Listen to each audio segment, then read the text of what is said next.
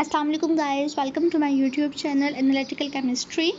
I hope that you all are doing good and well and enjoying your days.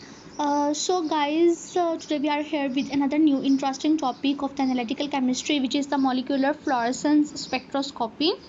In my previous video, I have already told you every important definition which will be used in this topic in this video. I have already made a single complete video which only consists of the definitions and types including fluorescence and luminescence.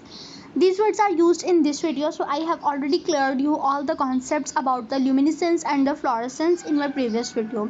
So if you still don't watch it, then go and like my video, watched it completely. It is very helpful for you, and after watching my previous video, then you have to watch my this video to understand the complete concept about the fluorescence spectroscopy.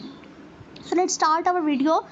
Molecular fluorescence spectroscopy, it is an analytical technique that measures the concentration of the fluorescent substances present in the sample.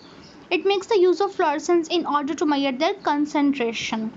A molecule absorbs light at one wavelength and re-emits light at a longer wavelength. This shift to the longer wavelength is known as Stokes shift.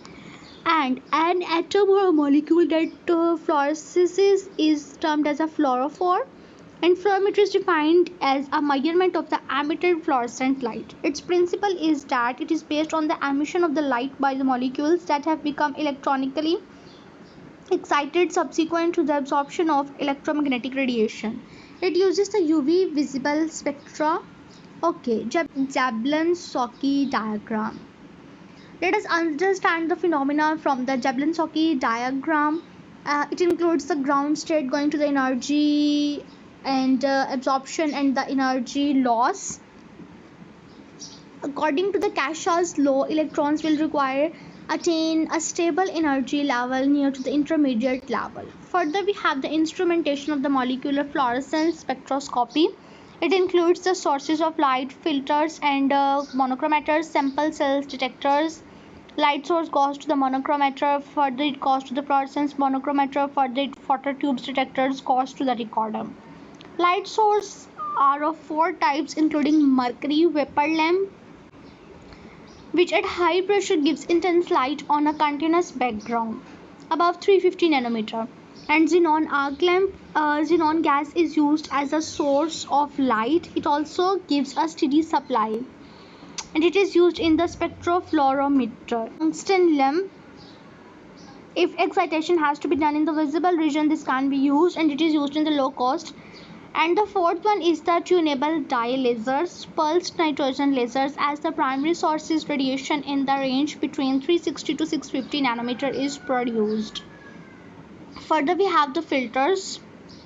These are the nothing but optical filters, work on the principle of the absorption of unwanted light and transmitting the required wavelength of light. There are of the two types, primary and the secondary. Primary filters are they absorb visible radiation and transmit UV radiation, but the secondary filters absorb UV radiation and transmit visible radiation. Further, we have the monochromators. They convert polychromatic light into monochromatic light, and they are the excitation monochromator, emission monochromators. Excitation monochromator provides suitable radiation for excitation of molecules, but emission monochromators isolate only the radiation emitted by the fluorescent molecules. Further, we have the detectors. Detectors absorb the fluorescence produced by the substances and generate the electrical signals. Commonly used detectors are the phototube and photomultiply tubes. Another one is the amplifier. A sensitive galvanometer is used as an amplifier to measure the output of detector. It amplifies the intensity of the signal. Last one is the readout devices, and the computer reads the detected signal and plots a graph at the end. Now we have applications of the fluorescence spectroscopy.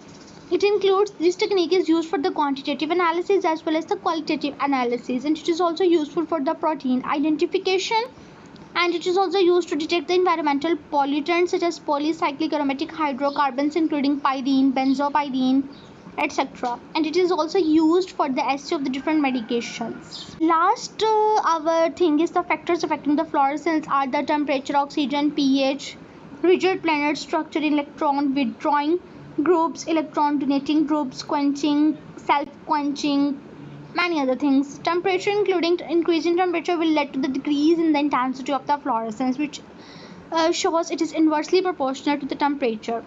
So second one is the presence of oxygen led to the oxidation of the substances that causes decrease in the intensity of the fluorescence, which also shows that it is inversely proportional to the oxygen. Fluorescence of the various chemicals depend upon the different pH values. Most of the compounds give fluorescence on the neutral pH. Rigid planar structure fluorescence produced by a rigid molecule is better as compared to the fluorescence produced by the non-rigid. So you can say that it is directly proportional. Electron withdrawing groups, the fluorescence is due to the pi electron. Thus, the presence of electron withdrawing group will lead to the decrease in the fluorescence, which shows that the electron withdrawing groups are inversely proportional to the fluorescence.